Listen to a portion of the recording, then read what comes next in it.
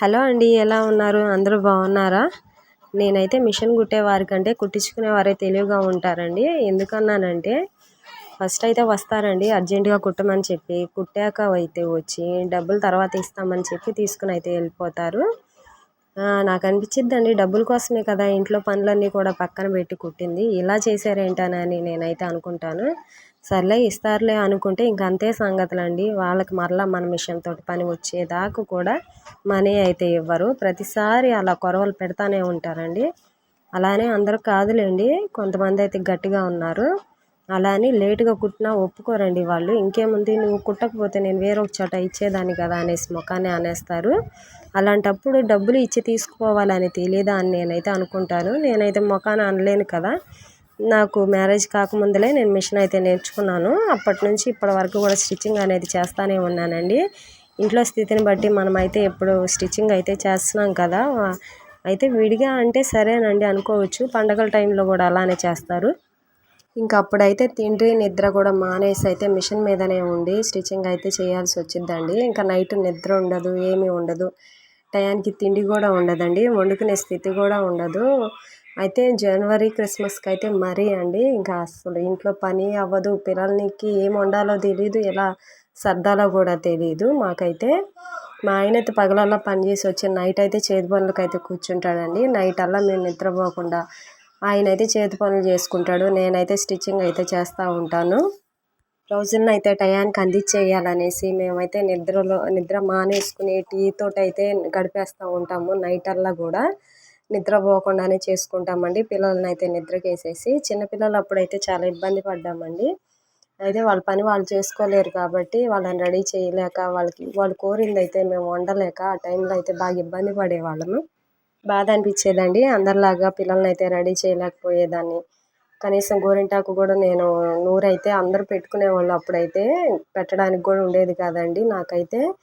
వాళ్ళు ఏదన్నా వండమన్నా కూడా ఇంకా విషయం ఇంక అంతే సంగతులు మా ఇద్దరికి. ఇంకా మా ఆయన వాళ్ళని అయితే రెడీ చేసి ఏదైనా కావాలంటే తెచ్చి హోటల్ నుంచి అయితే తెచ్చి పెట్టుకుంటాము. ఆ టైంలోనైతే టైం లేకపోతే ఇంక అంతేనండి.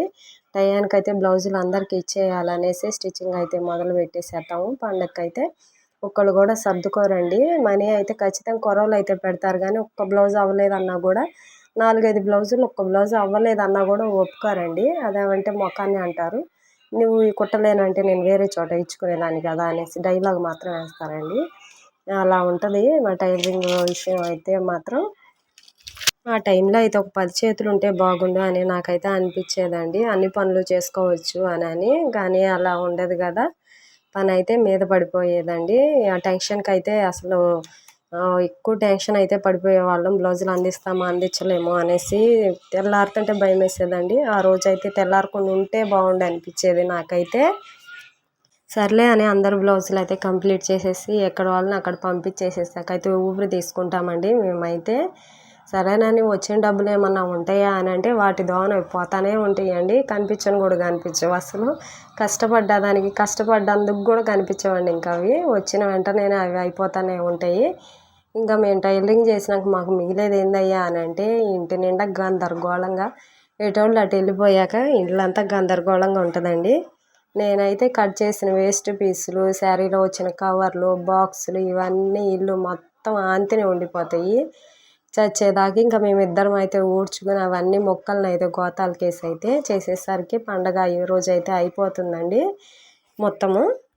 పండగకి ఒక కొత్త చీరలు కట్టుకోవడము, ఎంజాయ్గా ఉండడం అలా ఏమీ ఉండదండి. పండగ అంతా టెన్షన్ తోటి ఎలా మారిపోతుంది మాకైతే, టైలర్స్కి అయితే.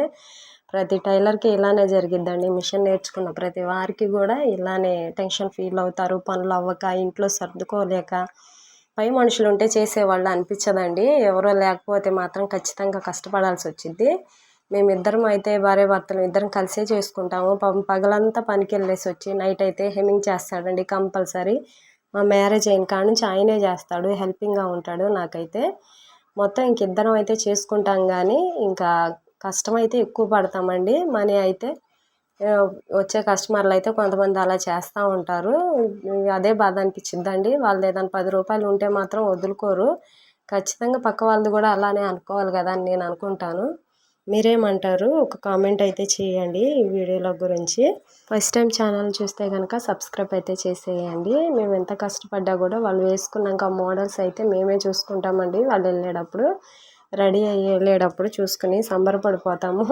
అవి మేమే కుట్టామనేసి ఎంతో సంతోషంగా ఉండిద్దండి. చేసిన కష్టాన్ని కూడా మర్చిపోతాము. ప్రతి ఒక్క టైలర్ అలానే ఫీల్ అవుతారండి. కుట్టినవి ఎంతో సెట్ అయినాయి, వాళ్ళకి చాలా అందంగా ఉన్నాయి అని అంటే మేమే చూసి మురిసిపోతామండి. అవి మాకు లేవనేసి ఫీల్ అవ్వము.